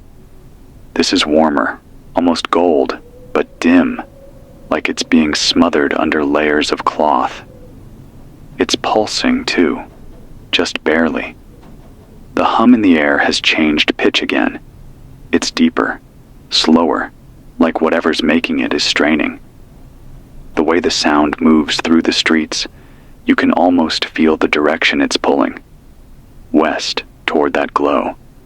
Dana's convinced they're building something. Not with tools, not with machines, with themselves. She says the roots, the marks, the constant movement, all of it's about moving these groups into position for whatever's next. I asked her why the tall ones mark the streets ahead of time if the groups already know where they're going. She didn't even blink before answering. It's not for the groups. It's for whatever comes after. The shortwave loop's barely holding together now. Static keeps swallowing whole sentences, and the voice sounds further away than ever. But every now and then, between the words, there's that triple chime again, the same rhythm as the tapping. I think it's part of the same system. The marks, the roots, the tapping, the chime. All of it's talking to itself, not to us. If you're in the west part of the city, stay inside. I don't care if the glow looks inviting. I don't care if you think it means rescue. Every group we've seen is heading toward it, and none of them are coming back. Dana and I are staying put until daylight. But even then, I'm starting to think daylight doesn't mean much anymore. I'll check the roof as soon as there's enough light to see through the haze. If I find out where that glow's coming from, you'll hear it here first. It's 6:49 a.m., and I can finally see the end of the funnel. When the light came up, if you can call this thin gray-yellow seep through the haze light, I climbed up to the roof with the binoculars. The air burned my throat on the way up, sharp and dry, like breathing in the taste of an old battery. But I stayed, because I knew I might only get one good look before the haze thickened again. From this height, you can follow the marked streets like veins, black streaks on brick and concrete, cutting a precise path through the city. They snake westward, every one of them pointing toward the same place. And now, I can see it clearly enough to know I wasn't imagining last night's glow. It's not just a light source, it's a structure. At first, I thought it was another building, some warehouse I'd never paid attention to before. But the way it moves in the haze, it's alive in a way buildings aren't. The surface looks like stone from here, but it shifts just a fraction, like there's something beneath it pressing outward. The glow comes from cracks in its skin, not random cracks, but long, deliberate seams that pulse faintly, like they're timed with the hum that's been vibrating through the air for days. And it's big, too big for the space it's sitting in. It spills into the surrounding streets, its edges blurring into the haze until it's impossible to tell where the city ends and it begins. The roof, if you can call it that, isn't flat. It's ridged, with what look like vents or chimneys jutting up, releasing faint trails of that chemical-smelling vapor we've been breathing. The gray-coated groups are still moving toward it, just like last night. They follow the marked streets, right up to one of several tall, narrow openings in its sides. They don't knock. They don't hesitate. They just walk in and vanish into the glow. The tall ones appear less frequently, but when they do, they're always in pairs, carrying those same long rods they use to mark the buildings. They disappear inside, too. None of them come back out. And here's the part I can't get out of my head. The sound. The hum is different now that I'm this close. There's a pattern to it, almost like breathing, but underneath there's something slower, deeper, a second rhythm. It's not mechanical. It's organic, like a heartbeat, massive and muffled, coming from somewhere deep inside that thing. Dana didn't want to look at it at first. She stayed by the window inside, wrapping her scarf tighter over her face. But I waved her up, and when she finally saw it, she went still. After a long minute, she said, "It's not new." I asked her what she meant. She wouldn't explain, just kept staring. She's been quieter since, pacing the room and muttering about staying off the marked streets and not getting caught in the draw. I don't know if she means the glow itself or whatever it's pulling toward it. The shortwave loop is barely functional now. It's breaking apart in static every few seconds, and I caught a clear fragment in between. Final sequence. That's all I got before the voice cut back to its usual warning. The triple chime is louder though, almost deliberate now, like it wants to be noticed. I don't know what the final sequence is, but if it involves that thing, then whatever's been happening these past days wasn't the main event. It was the setup. If you're hearing this and you're anywhere near the west side of Dayton, stay away from the glow. I don't care how curious you are. I don't care if you think it's food, water, or shelter. Everyone who goes in disappears. The city's quieter every day because more and more people are walking into that light. I'm going to watch until the haze closes in again, then get back inside. I'll keep the transmitter hot until the fuel's gone. Dana's talking about leaving before nightfall, but I don't know where we'd go. The checkpoints are still out there, and I think they're herding people toward the same place. If I see anyone come out of that structure, I'll let you know, but I wouldn't count on it. It's 10:52 a.m., and the glow in the west hasn't faded with the daylight. If anything, it's sharper now, like the haze has thinned just enough to let more of it bleed through. You can see the seams in that structure pulsing steadily, but there's something else happening now. The pulses aren't even anymore. Every so often, one flares brighter, then dims slower, like it's inhaling and holding the breath before letting it go. Dana noticed it first and said, "It's feeding." She didn't say on what. She didn't have to. We've been watching the streets all morning.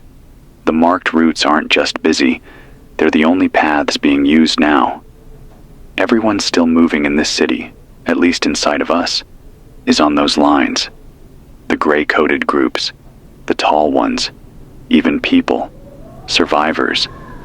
They're not being dragged or pushed. They're walking into the routes on their own, like they've decided it's the only way forward. I saw a family this morning. Mother, father, 2 kids, all holding hands, walking slowly down Madison. They looked tired, but calm. Too calm. They didn't look around. They didn't notice the streak on the diner wall when they touched it. And then they turned west and kept walking until the haze swallowed them. Dana's pacing has turned into something more frantic. She keeps stopping at the door, listening, then turning away again. She says, "We can't stay much longer." I keep telling her the checkpoints make leaving pointless. The men in dark jackets will just send us back. She doesn't care. She says whatever's happening here will be worse. I want to believe she's wrong, but I can't say it out loud. Around 9:20, I saw something new from the tall ones. 2 of them came down the street from the east, moving faster than usual. They didn't mark buildings this time. Instead, each one stopped in front of a doorway, leaned in like they were listening, and then stepped inside. They were in there for maybe 30 seconds before coming out and moving on. When they'd gone, I saw movement in the first doorway they'd checked. A man stepping out, looking west, and then joining the marked route without a word. That's when it hit me. The tall ones aren't just marking streets anymore. They're sweeping buildings, finding anyone hiding inside and convincing them to join the flow. I don't know how. I don't want to know. The hum has been constant all morning, but it's changing. It's not just vibration now. There's shape in the sound. A rise and fall that's too deliberate to be mechanical. Dana says it's almost a voice, too low for us to make out the words.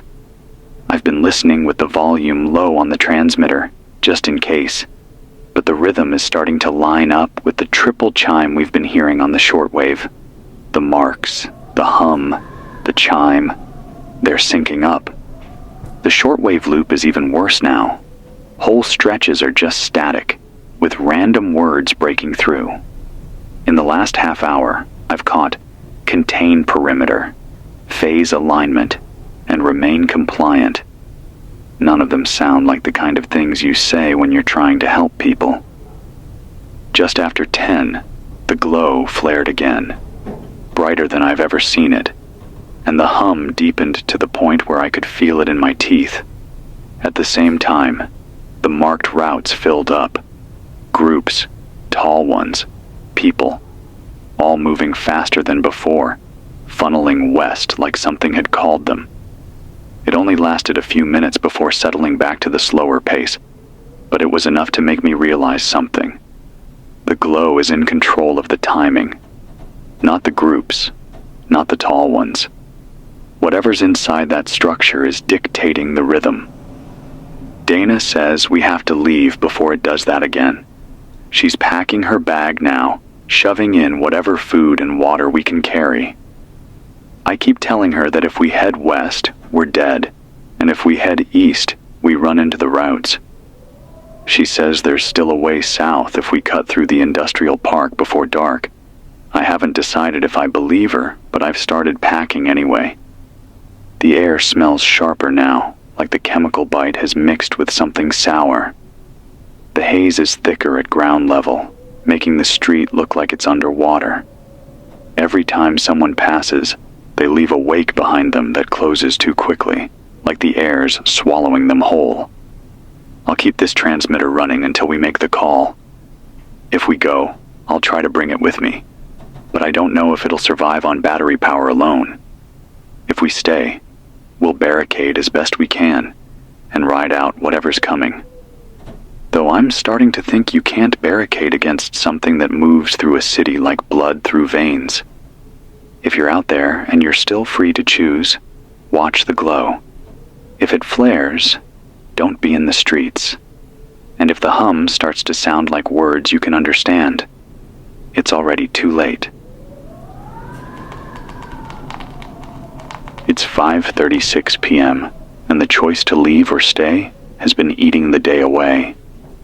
We've been packing and unpacking the same bags for hours, going over the same arguments until our voices are hoarse.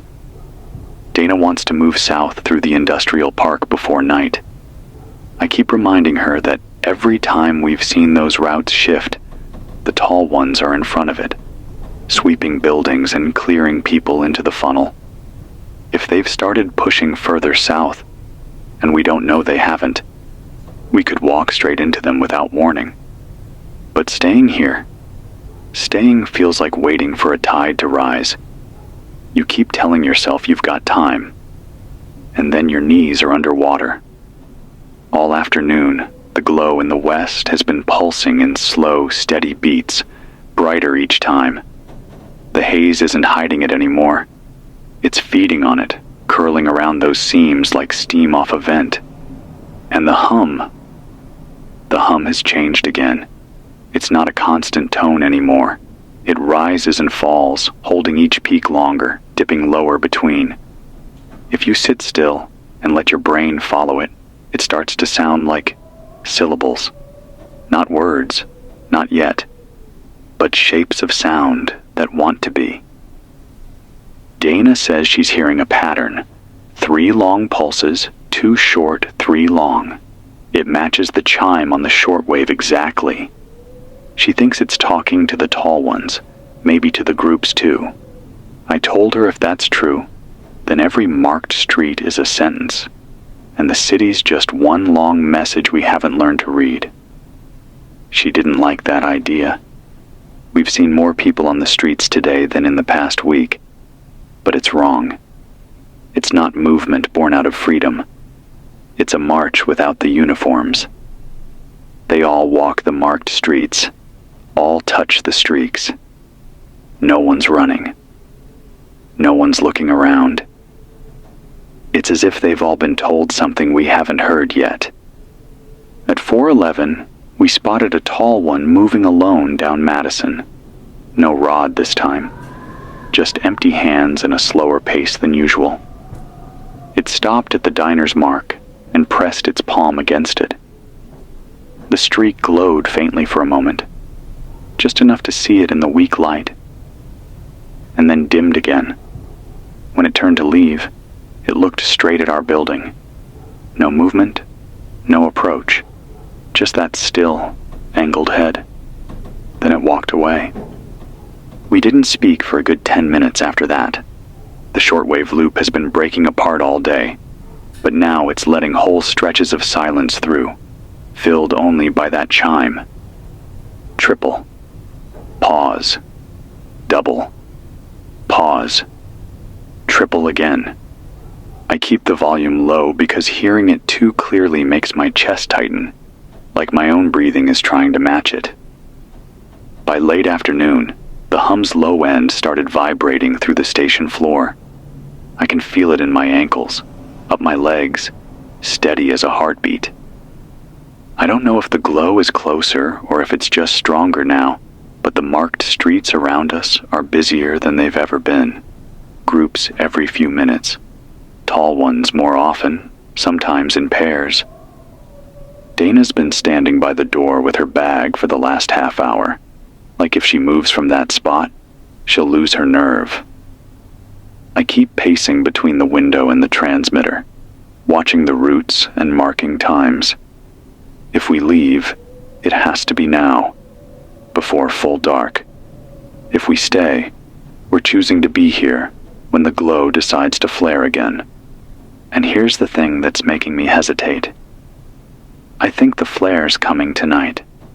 The hum's too steady. The routes are too full. The marks too fresh. It feels like they're all leading up to something. If you're hearing this and you're still hidden, pick your side now. Don't wait for dark. I'll keep the signal alive until we move, or until I can't. If we leave, I'll try to broadcast from the industrial park. If we stay, well, you'll know by whether I'm still talking in the morning. It's 11:42 p.m. and the choice is behind us. We stayed. Not because I think it's safer. It's not. But because by the time Dana was ready to push out the door, the routes were already shifting. We watched from the upstairs window as the groups began moving faster, one after another, all heading west. The tall ones weren't sweeping anymore. They were already gone, swallowed into the glow hours before. That meant the streets between here and the industrial park were empty.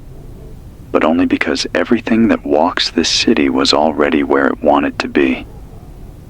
That kind of quiet isn't safe. It's bait. So we sat in the dark and listened. The hum grew deeper with every passing hour, and then, just after 11, the flare hit. It wasn't sudden, not like a light switch.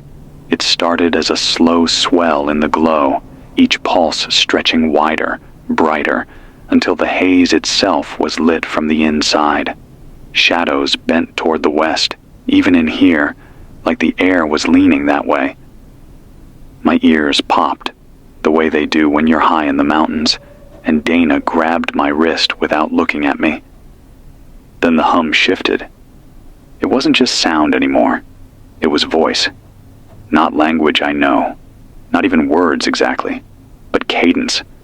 Structure. You could feel the rise and fall of questions and answers in it.